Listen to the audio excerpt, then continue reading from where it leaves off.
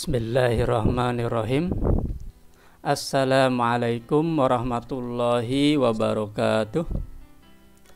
Hamdan wa syukran lillah, salatan wassalaman ala rasulillah, amma ba'd.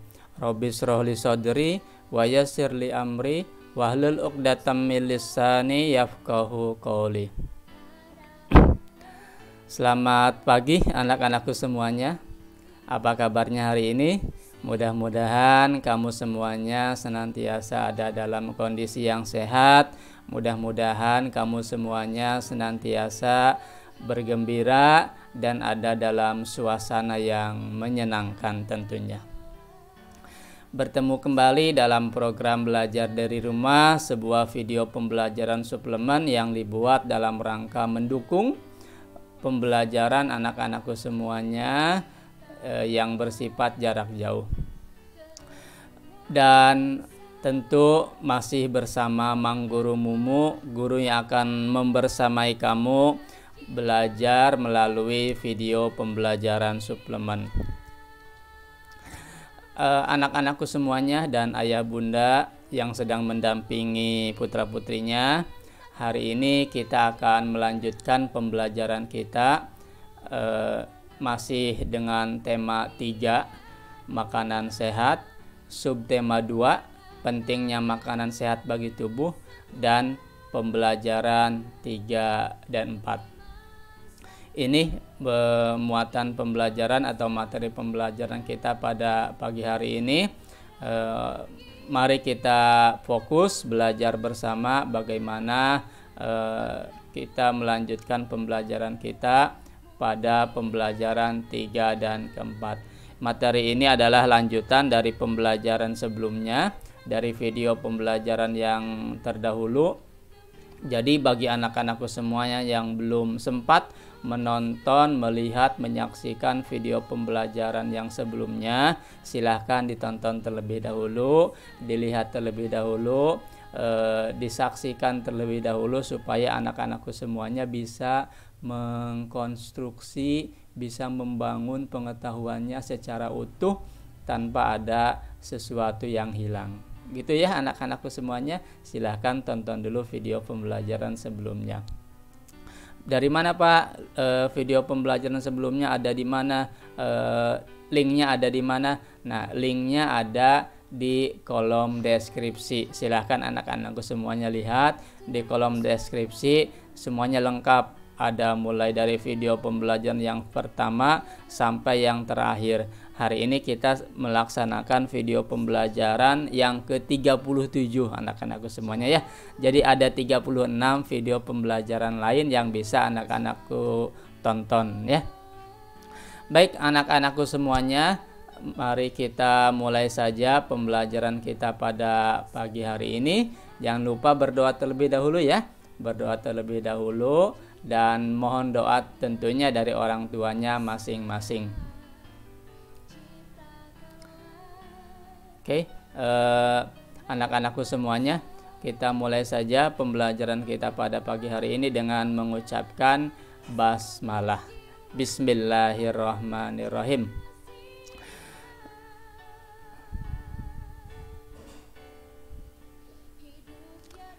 Materi pembelajaran kita adalah ada keragaman adat istiadat, kemudian ada aktivitas dan pengaruhnya, kemudian ada iklan.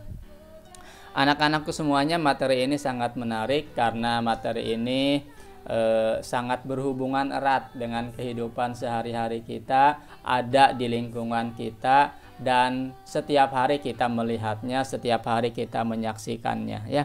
Bagaimana keragaman adat istiadat di lingkungan kita. Kental sekali adat istiadat ini ada di lingkungan kita.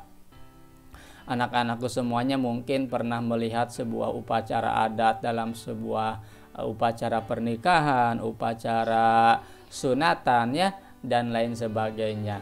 Itu ada di sekitar kita. Nah, itu akan kita pelajari bersama.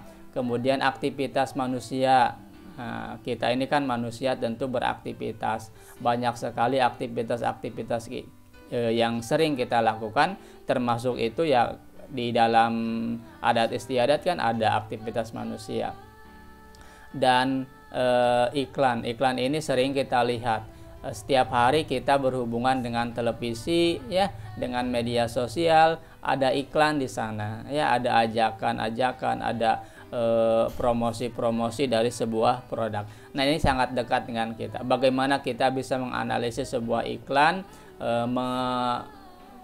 mencari, ya, mengambil informasi penting dari sebuah iklan. Ini sangat penting sekali anak-anakku semuanya, ya. Jadi banyak sekali manfaat yang akan kita dapatkan ketika kita mengikuti pembelajaran ini. Jadi mari kita fokus dengan apa yang akan kita pelajari. Sudah siap semuanya? Bukunya sudah siap, jurnalnya sudah siap, kebutuhannya sudah siap semuanya. Mari kita mulai saja pembelajaran kita dengan masuk ke dalam materi yang pertama, ya, tentang keragaman adat istiadat anak-anakku semuanya.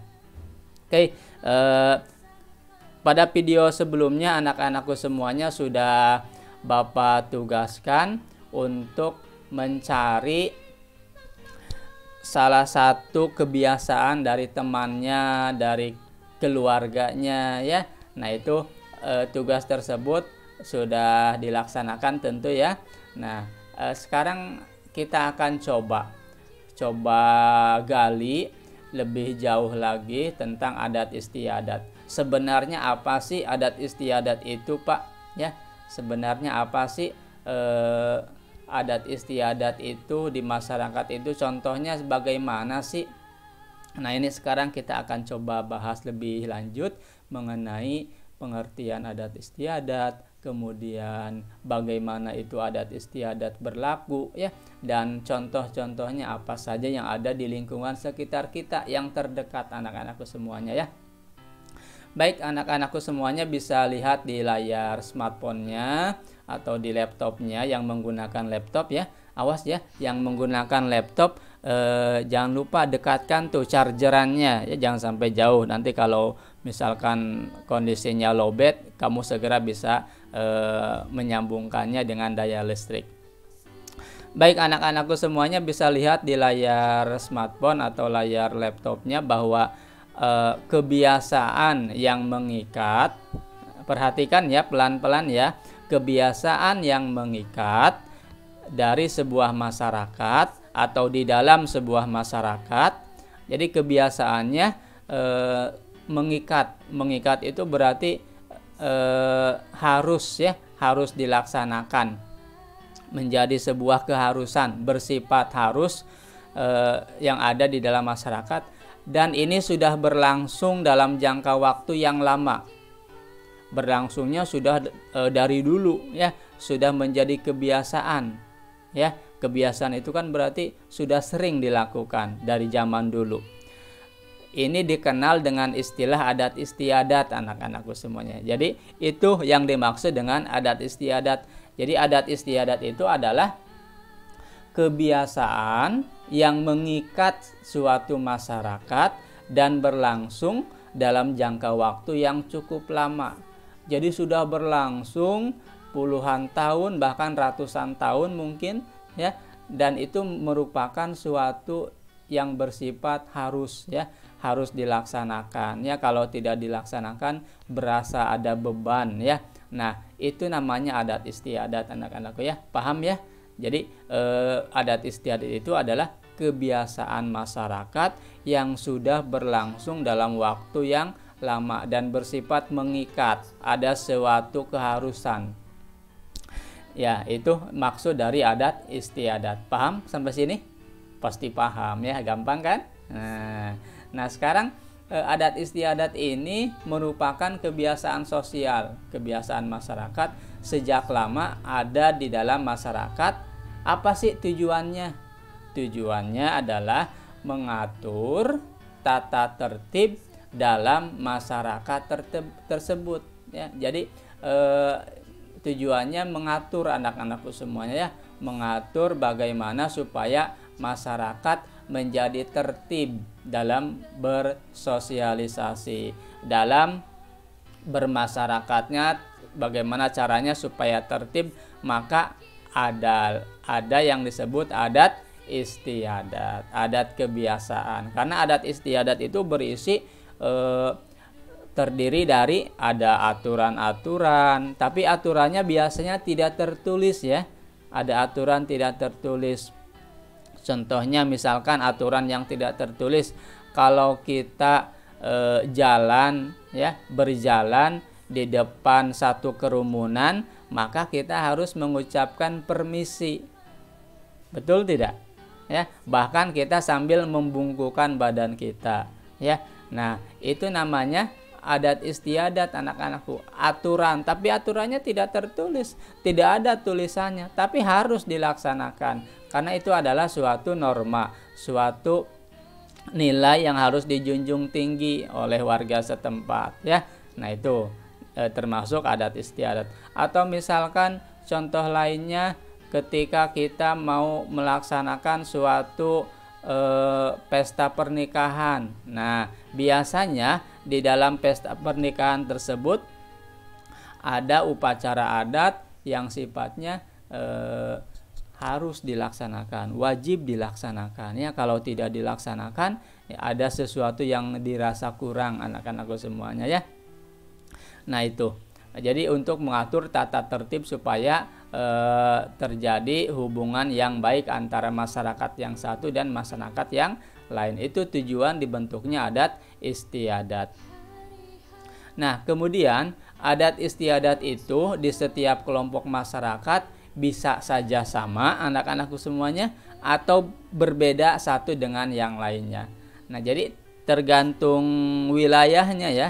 Biasanya kalau masih dalam satu wilayah yang berdekatan itu adat istiadatnya sama ya.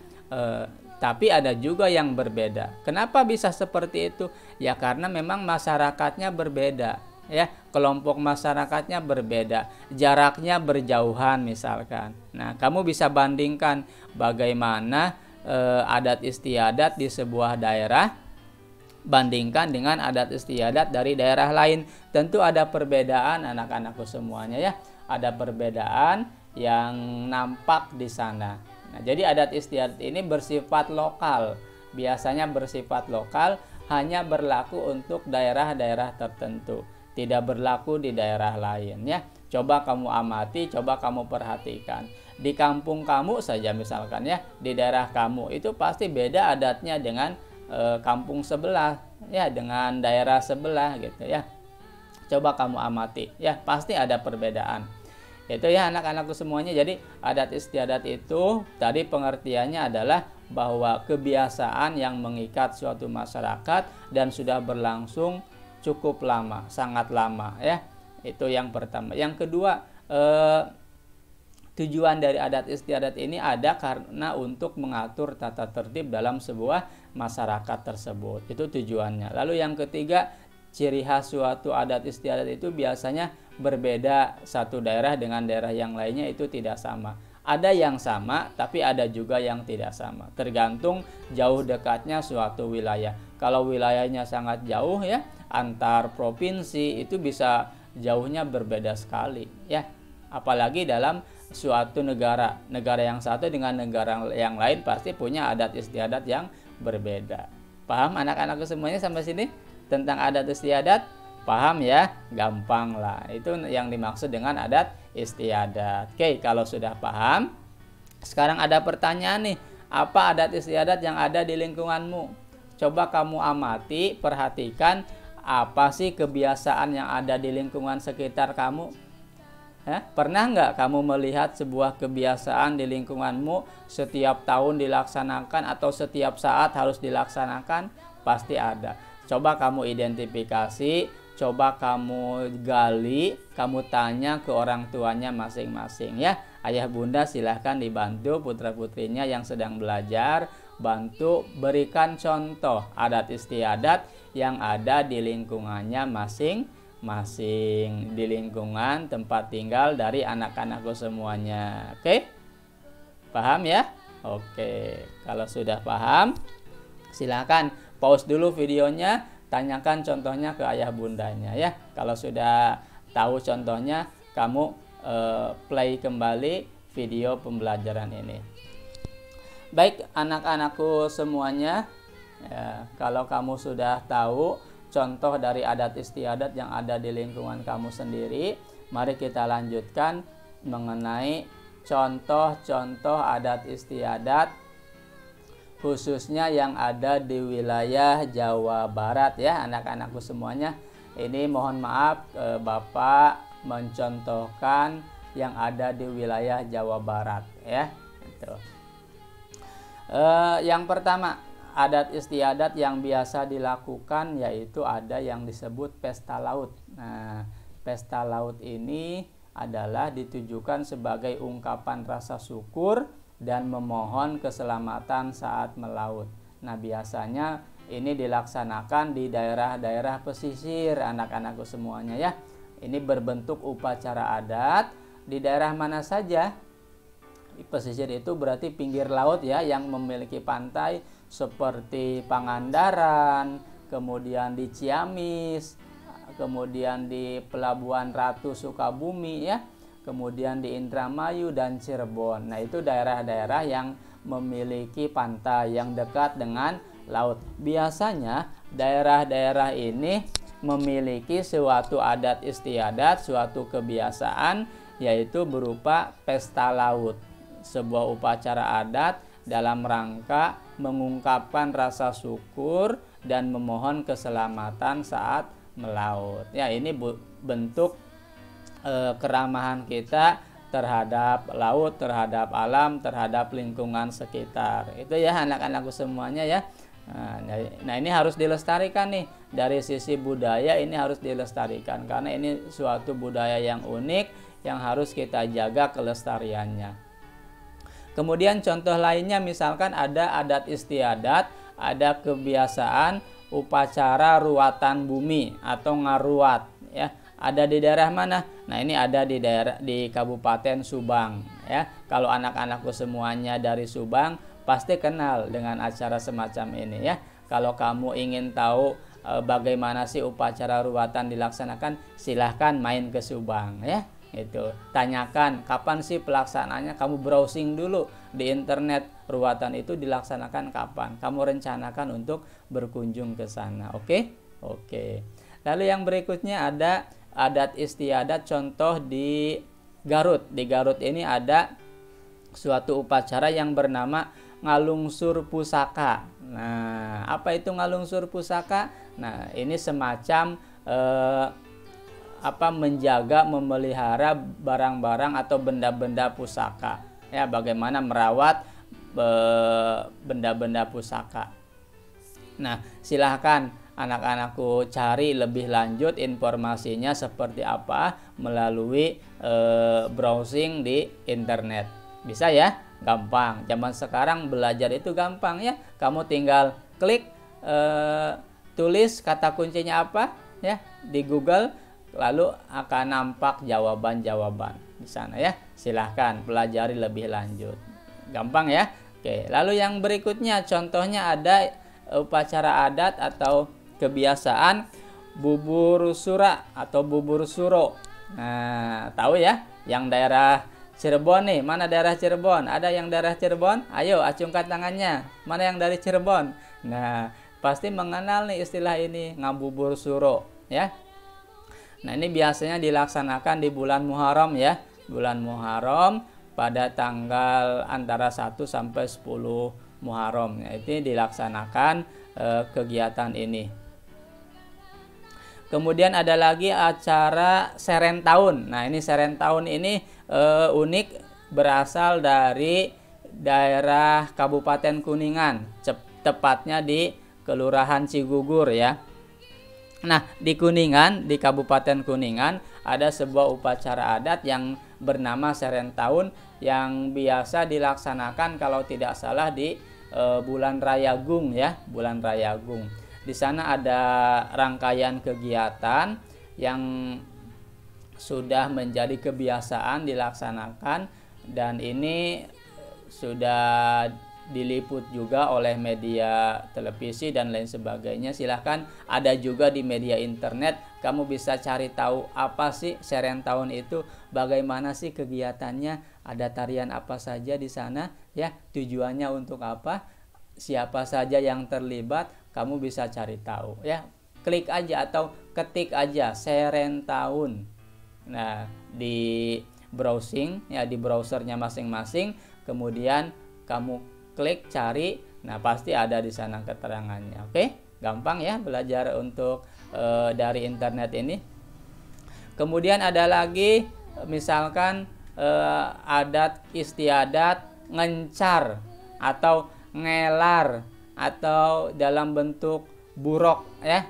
Nah, kamu yang suka, yang laki-laki nih, yang pernah disunat pasti mengalami bagaimana dielar ya menggunakan burok dan lain sebagainya ya. Ini khusus bagi anak sunat. Nah, biasanya di daerah-daerah tertentu ini ada kegiatan semacam ini sebelum anak itu disunat. Tahu kan disunat?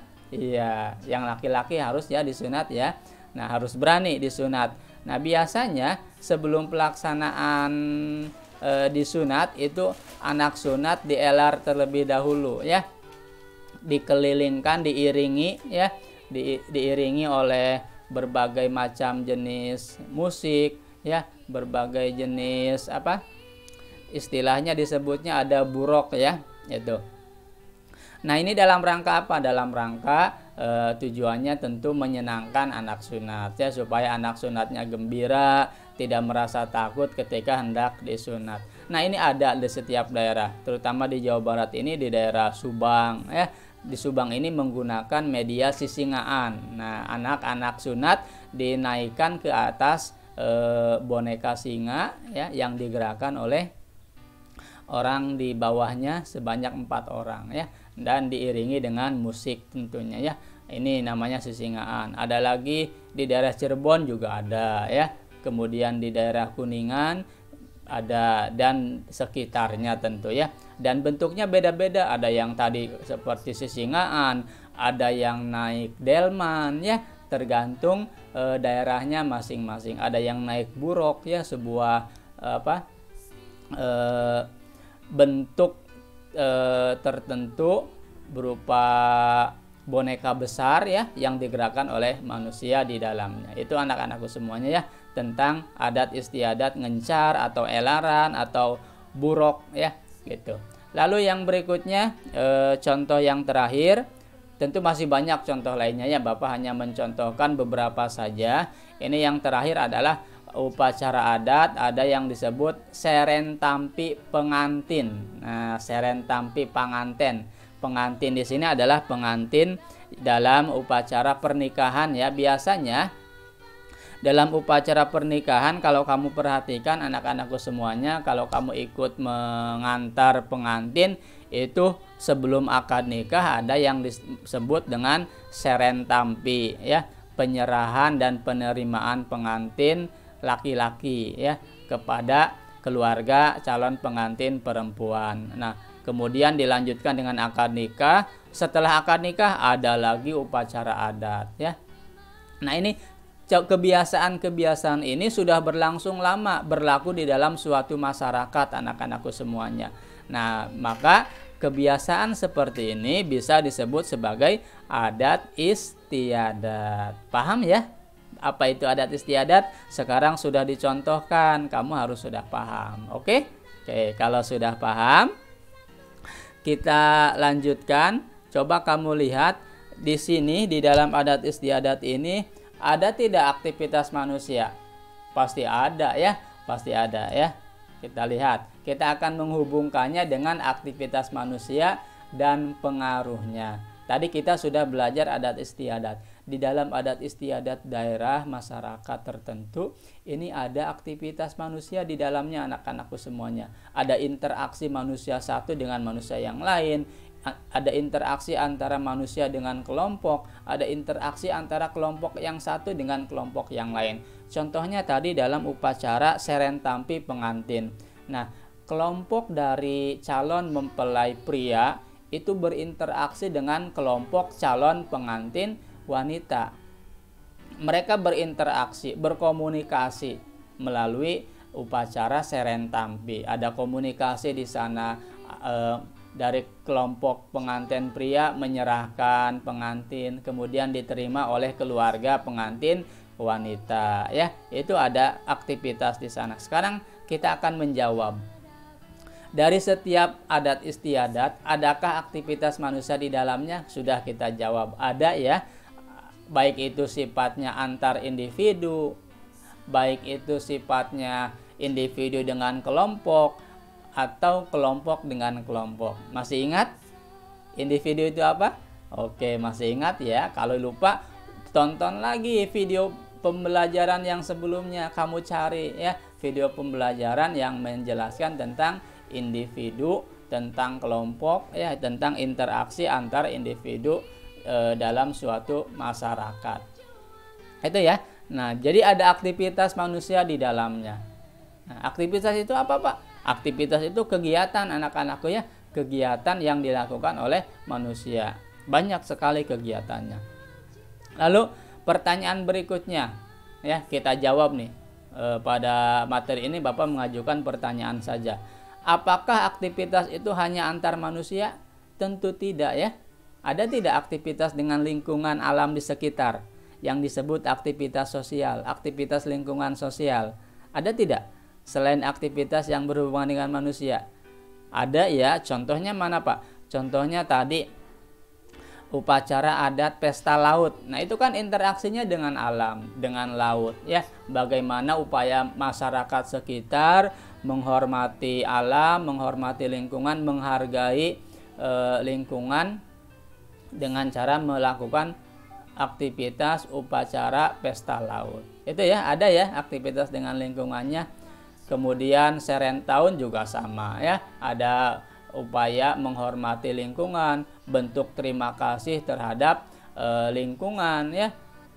Intinya berterima kasih terhadap Tuhan Yang Maha Esa, itu ya, melalui kegiatan-kegiatan pemeliharaan, pelestarian lingkungan. Karena kita ini kan mengambil manfaat dari lingkungan. Kita misalkan bercocok tanam di sawah. Nah, karena sawahnya sudah menghasilkan padi buat kita, ya kita jaga, pelihara sawahnya. Kalau kita bisa menjaga, merawat, memelihara, mengolah sawah, maka sawah juga akan memberikan hasil yang terbaik untuk kita. Ya, itu bentuk rasa syukur manusia dengan lingkungan, bentuk interaksi antara manusia dengan lingkungan. Jadi kita ini saling membutuhkan anak-anakku semuanya ya. Kita sebagai manusia butuh alam sebagai media kita bercocok tanam. Alam juga butuh manusia untuk merawat, mengolahnya ya. Kita ini saling membutuhkan, jadi harus saling menghormati. Saling menghormati itu bukan hanya antar sesama manusia, antara manusia dengan alam pun harus saling menghormati anak-anakku semuanya ya. Paham ya?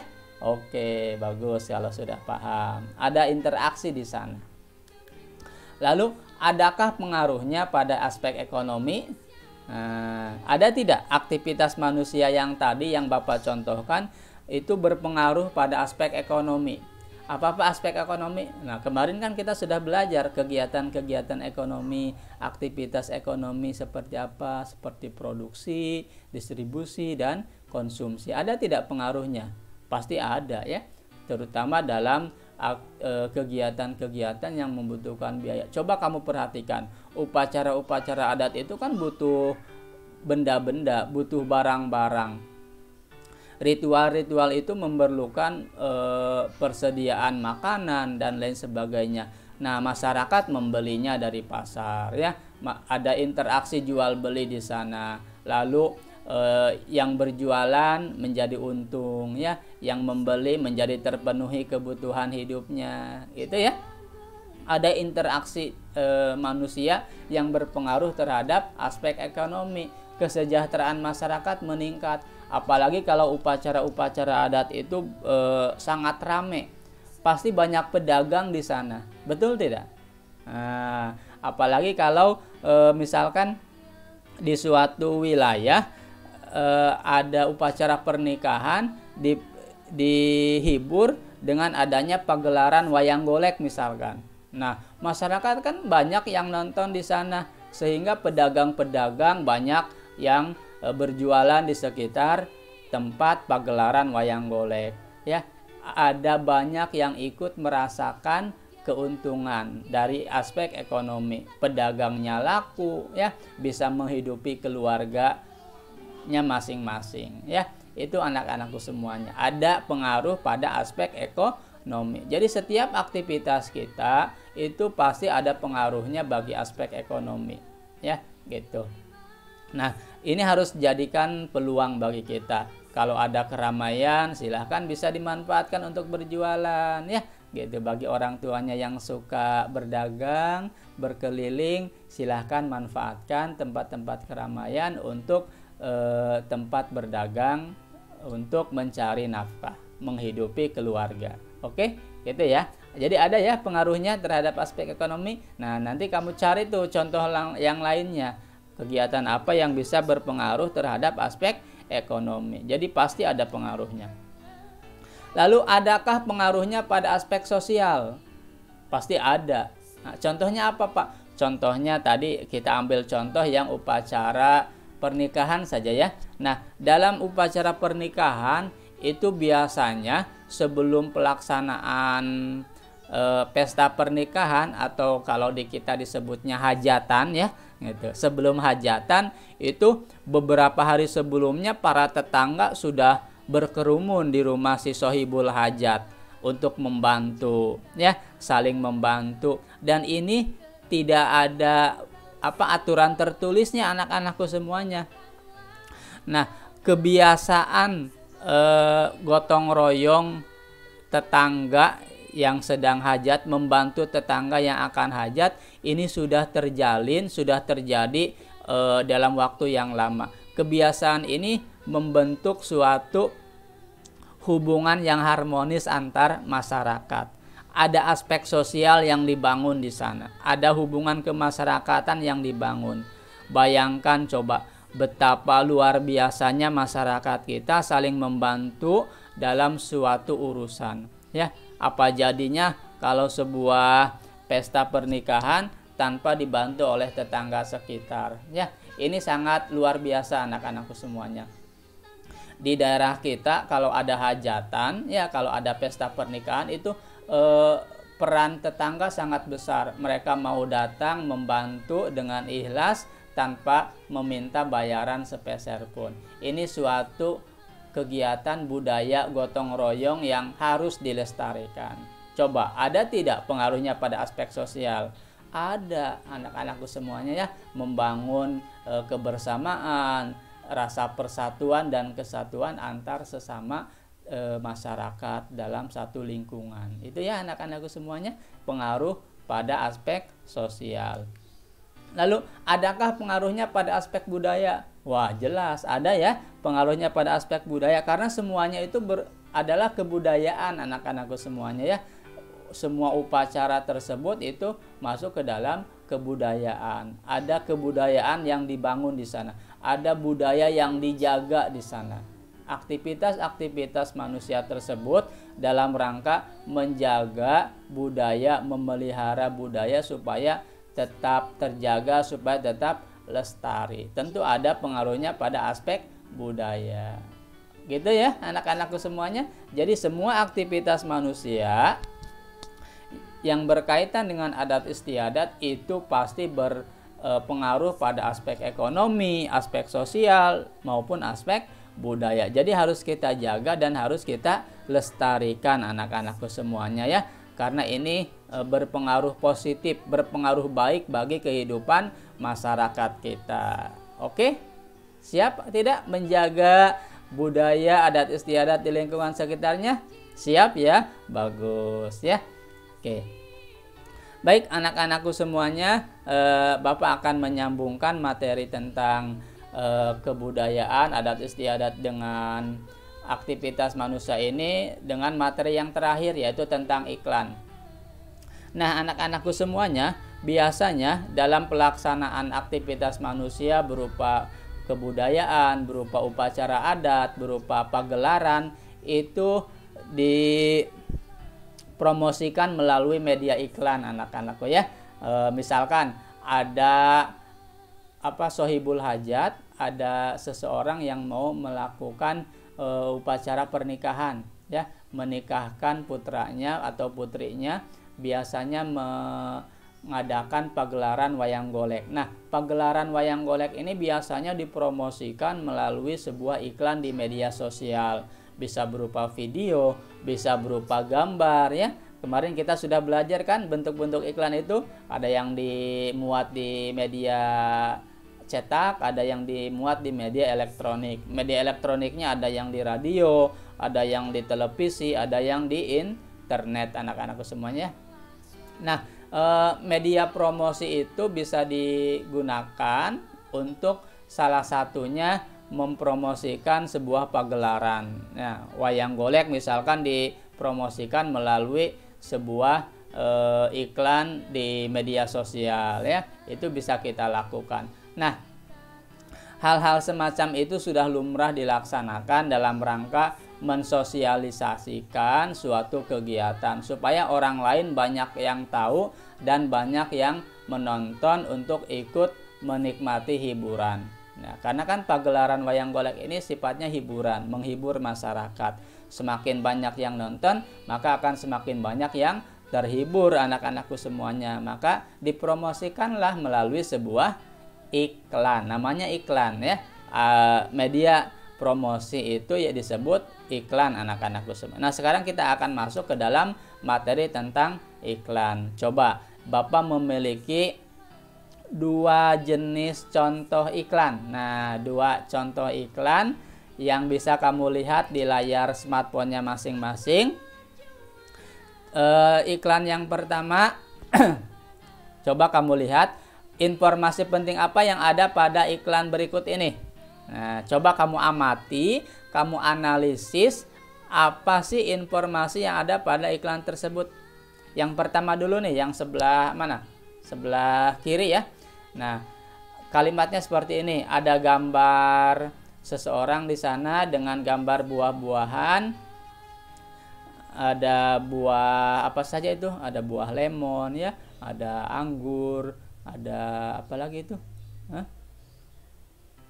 Nah, kalimatnya manfaat infus water mempertahankan stamina tubuh. Jadi ini mempromosikan apa?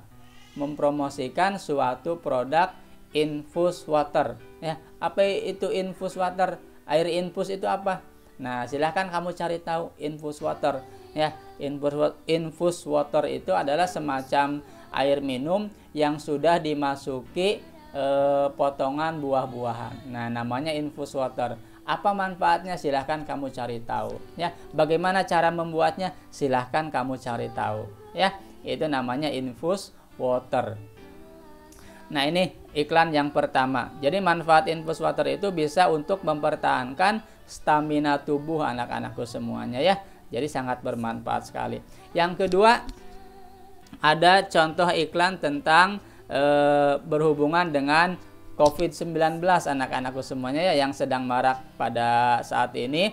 Kita berdoa mudah-mudahan pandemi ini segera berlalu, mudah-mudahan COVID-19 ini segera selesai, segera hilang, dan kita bisa beraktivitas seperti biasanya. Kita bisa kembali belajar melalui tatap muka di sekolahnya masing-masing. Mari kita berdoa anak-anakku semuanya ya. Dan jangan lupa jaga protokol kesehatan.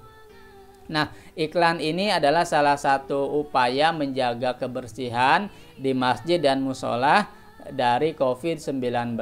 Nah, ini harus kita lakukan nih. Kita sehari-hari kan selain beraktivitas, kita juga beribadah ya anak-anakku semuanya.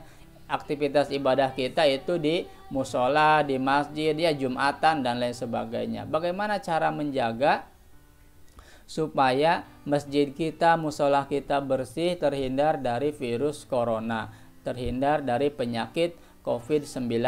Nah, ini ada upaya-upaya yang dianjurkan di sana. Coba, apa informasi pentingnya?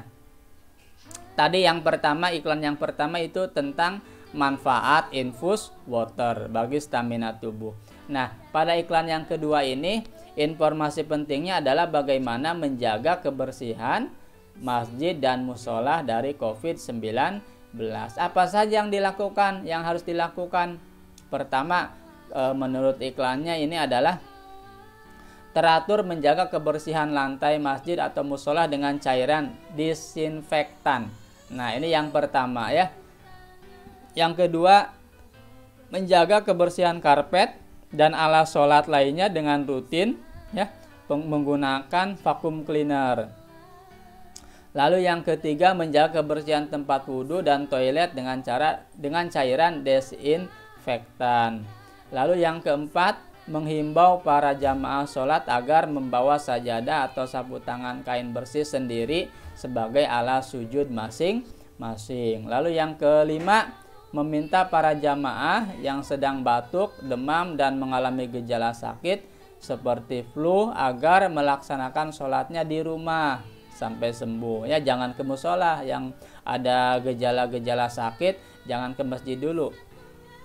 Lalu yang berikutnya, ikut mengawasi penyebaran virus corona, melakukan upaya tanggap ya, melaporkan jika ada warga yang dicurigai terdampak ya, khususnya yang tinggal di sekitar masjid. Ini harus ada peran aktif. Nah, informasi-informasi penting ini bisa kita temukan dalam iklan. Nah, kamu harus bisa menangkap, mengambil informasi penting dari sebuah iklan. Caranya bagaimana, Pak? Caranya kamu ambil kata kunci dari iklan tersebut. Kata kuncinya apa? Nah, misalkan nih yang COVID, kata kuncinya adalah menjaga kebersihan di masjid dan musola ya.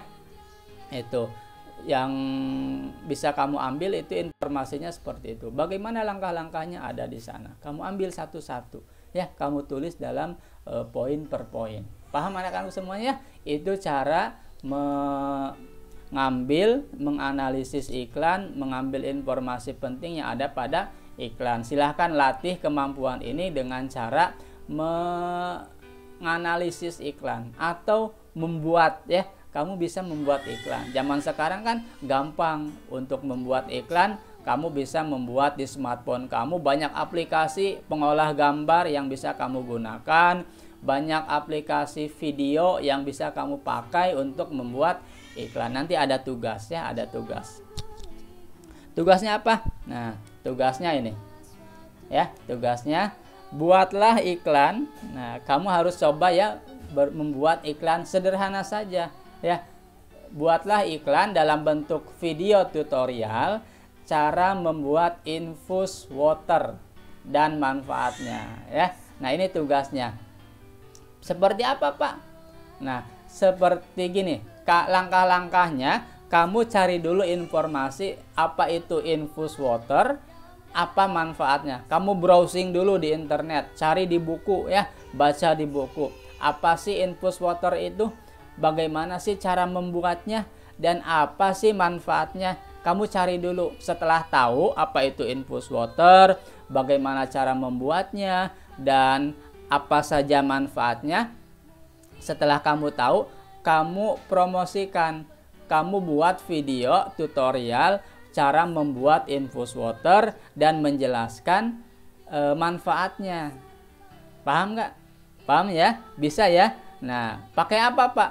Pakai video HP aja, pakai kamera HP kamu aja ya. Kamu videokan proses membuat infus water, bahan-bahannya disiapkan, kemudian caranya bagaimana membuatnya, jelaskan manfaatnya seperti apa. Kamu buat videonya jangan lama-lama ya. Kalau bisa 2 menit saja ya, jangan lama-lama. 2 menit cukup. Lalu nanti videonya kamu share di media sosial masing-masing, punya ayah ibunya, punya orang tuanya masing-masing, dan bagikan juga ya, berikan juga ke bapak ibu gurunya masing-masing gitu ya. Tugasnya sangat mudah anak-anakku. Kita coba membuat sebuah iklan tentang membuat infus water, karena infus water ini adalah sebuah sebuah cairan yang sangat membantu, yang sangat bagus untuk menjaga stamina tubuh kita. Silahkan kamu buat. Pak, bahannya dari apa? Dari buah apa? Silahkan bebas. Yang kamu miliki buah apa? Buah lemon boleh ya, belimbing boleh, buah mentimun juga boleh ya. Dari sayuran, dari rempah-rempah yang ada di dapur itu juga bisa. Dari kayu manis boleh ya. Pak, pakai kurma? Boleh ya. Silahkan kamu cari dulu informasinya mengenai infus water, bagaimana cara membuatnya, bahannya apa saja, manfaatnya apa saja. Silahkan kamu pahami dulu, baru kamu buat video tutorialnya ya. Buat iklannya dalam bentuk video. Paham anak-anakku semuanya? Ayah bunda semuanya bisa ya membantu putra-putrinya untuk membuat iklan semacam itu. Silahkan. Lalu nanti di-share di media sosial, share di YouTube. Kamu punya kan channel YouTube? Boleh di-share di sana. Oke ya? Baik, kalau sudah paham dengan tugasnya, kita sudah sampai pada penghujung pembelajaran kita pada pagi hari ini. Bapak mengucapkan permohonan maaf kepada anak-anakku semuanya apabila selama pembelajaran ada kata-kata yang kurang dipahami oleh anak-anakku semuanya, ada kata-kata yang salah penggunaannya Bapak ucapkan tidak sengaja terucap dalam pembelajaran, Bapak mohon maaf. Lalu Bapak juga mengucapkan terima kasih kepada anak-anakku semuanya yang sudah setia menonton video pembelajaran Bapak dari video yang pertama sampai sekarang yang ke-37 ya. Terima kasih sudah setia menonton channel Bapak. Dan jangan lupa yang belum subscribe nih, subscribe dulu ya. Nyalakan loncengnya supaya kamu mendapatkan pemberitahuan rutin setiap hari. Karena video pembelajaran ini dibuat hampir setiap hari ya. Setiap hari dibuat, setiap hari ada video pembelajaran baru. Pastikan kamu dapatkan notifikasinya. Caranya dengan klik lonceng pemberitahuannya ya.